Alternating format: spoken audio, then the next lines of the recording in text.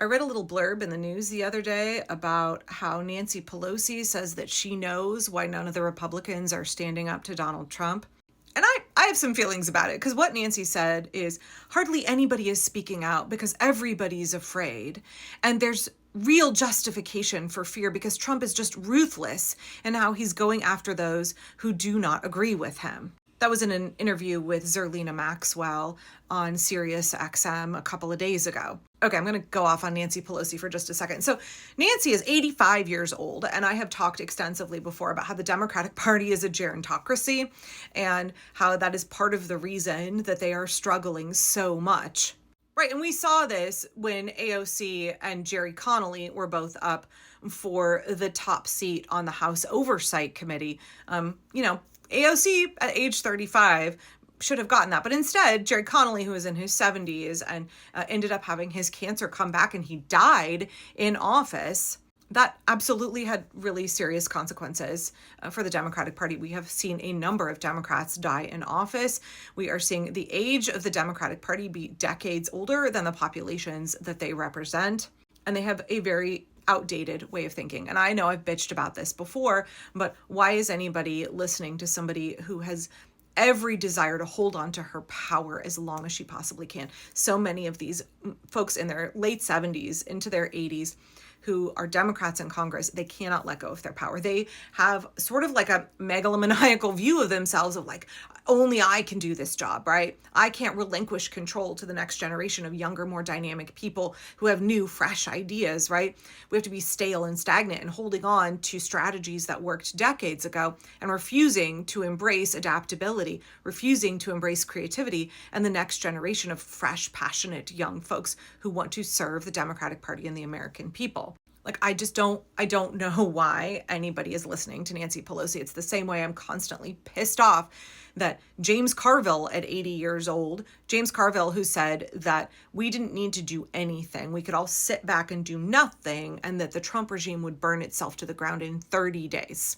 How's that working out, James? Why is anybody listening to you at all? So, I understand Zerlina, I like Zerlina, but why are you interviewing Nancy Pelosi? And why do you think that her opinion is accurate or relevant as she sits on her millions and millions of dollars? Because, of course, she could not get behind legislation. She opposed legislation to make it so that there was less corporate influence in the House, right? So that members of the House and the Senate could not own single stocks. Nancy opposed that because she wanted to be able to do that, for them to profit in that way. To me, I understand that Nancy has been a very powerful leader for a long time. I understand that she has gotten some shit done, but to me, she represents everything wrong with wealthy establishment politics. And I think she represents so much of what pisses off independent voters and folks who voted for Trump but aren't diehard MAGA. They just look at wealthy establishment Democrats and they're like, how are they that different than the Republican Party? They don't seem substantively different. So I get a little bit more of that racism that I want from the Republicans, so I'll just vote for them. Establishment Democrats represent all of the reasons that the Democratic Party is failing. So, okay, that's my rant about that. But I want to get back to the fact that Nancy's statement really pissed me off for two reasons. So first of all, when Nancy says that she knows the reason that Republicans are selling out their constituents, they are betraying their oath to the Constitution, they are betraying democracy, accelerating our slide into fascism, why they are willing to do things like we saw Chuck Grassley do the other day, which is violate the parliamentarians' rules when it came to Emile Beauvais and his nomination to the Third Circuit, how he just completely violated the rules because it's what Trump wants him to get nominated, right? So we're seeing Republicans who are violating their own rules, who are betraying their own conscience, if they even had a conscience, and absolutely are betraying the American people. Nancy says they're doing all of that because they're really scared. They're really scared that there is the potential that they or their family members could experience physical violence. And she knows this is true because back in 2022, her husband was beaten by a right-winger who broke into their home. And that guy's now serving, I think, 30 years to life behind bars. And he was a right-winger who bought into a number of conspiracy theories. Thank God my husband survived, but that's what they're afraid of, she said. They don't want their children threatened, their families threatened, their lives in jeopardy because they speak out against him. So she's not saying Trump is expressly threatening them, that like he's going to send assassins after them or something. But she is basically saying there are crazies, there are far-right folks who will listen when Trump barfs up something on his failing social media platform, Truth Social, that sounds like a thinly veiled threat, or he expresses how angry he is, throws some insults at somebody who dares to stand up against him. She said that Republicans are afraid that then one of Trump's acolytes will read that Truth Social post and go commit violence against their family. And I just want to call bullshit on this immediately. I think that this is complete and total bullshit. Okay, but first off, let's say that they believe this is real. Let's say this is a valid claim. Let's just, for the sake of argument, pretend for a second. Okay, what is happening to hundreds of thousands of immigrants right now that are being beaten, that are being dragged off, being deprived of their liberty, stuffed into concentration camps without enough food, being imprisoned indefinitely for having committed no crimes? You are afraid, and so you are willing to sacrifice hundreds of thousands of other people. And it's not just that. 300,000 little children have already starved to death because of Elon Musk gutting USAID. So you are fine with hundreds of thousands of children dying because you don't want to experience the potential threat of physical violence. You are worried about you in your privileged position being threatened. So you're fine with hundreds of thousands of people dying. Y'all are a bunch of gutless chicken shit cowards. How many of us are out here standing up vigorously opposing the illegal actions, the cruel, inhumane things this regime is doing, the anti-democratic, authoritarian bullshit that this regime is doing? We are doing it, and we are not protected members of Congress. People all across this country are fighting every day at great personal risk to themselves, making great sacrifices. I don't want to hear a single goddamn Republican say, oh, I have to do whatever Trump wants because, my family might get threatened by some crazy if we stand up against him.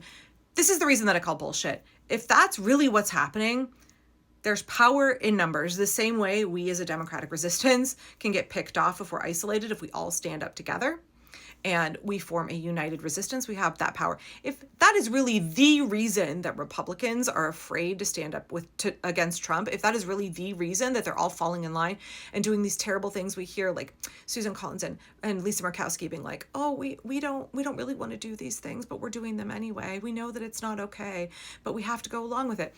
Bullshit. If you all stood up together and said, hey, we're being threatened, if you recorded those phone conversations, if you saved the signal chats, because I'm sure there are signal chats, if you all stood up together in a press conference and said, hi, we're being threatened by the President of the United States, we are all standing up and saying, no, we refuse to be intimidated, we are all standing up together, all of this shit would get shut down. Whatever threats you claim are happening, if you stood up together, you would be able to stop it. You would be able to stop all of this madness. So all y'all gutless, god-awful cowards who are willing to sell out everybody else, fuck every last one of you. But secondarily, the reason that I know this is bullshit, Nancy Pelosi, is because we've seen a number of Republicans, including Tom Tillis, stand up and vigorously oppose things Trump is doing. We have seen Republicans stand up, and have any of them been offed? No. We are seeing folks who are able to vocally disagree. And we're seeing state elected officials and law enforcement in various counties who are trying to speak up. And then guess what happens to them? They get threatened with being fired. They get threatened with the loss of their job. And then they buckle. Y'all want your cushy salaries. You want your job security. You want your retirement. You want your little sphere of power. And you don't want to let go of any of that. You don't want to risk any of that. And that is why you are folding like a goddamn chair for fascism. That is why you are willing to sell out everybody else. You have no conscience. The Republican Party is a fully consolidated party of fascism. They have no ethics left. They have no morals. They have sold out all of us. They are absolutely a fascist party that is enabling what Trump is doing, every illegal action. They're not just enabling, they are facilitating it. And do not believe for a single second that they're only doing it because they're scared. We're all scared, and yet we stand up anyway. We all speak even though our voice shakes. This is an excuse that they're using to say, actually, we're okay with fascism. We kind of like this. We feel that we're most secure and profitable under this system. And we don't care about the Constitution, even though 5 years ago we were telling you how we basically wanted to make love to it every day. We don't care about small government. We're fine with ballooning the debt. We don't care about our constituents. We don't care about freedom and liberty. We don't care about other people. We just care about our own power and our own security. Nancy Pelosi, go retire because you could not be further off base. The Republicans are not scared. They're using fear as an excuse because they know that you're afraid. Nancy's wrong. They're totally fine with fucking you over to keep their grasp on power.